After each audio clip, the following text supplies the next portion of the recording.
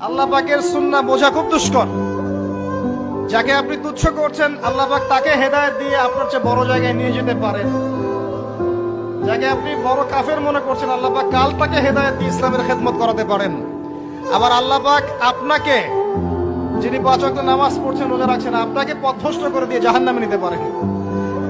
অতএব আত্ম অহংকারের কোনো সুযোগ নেই।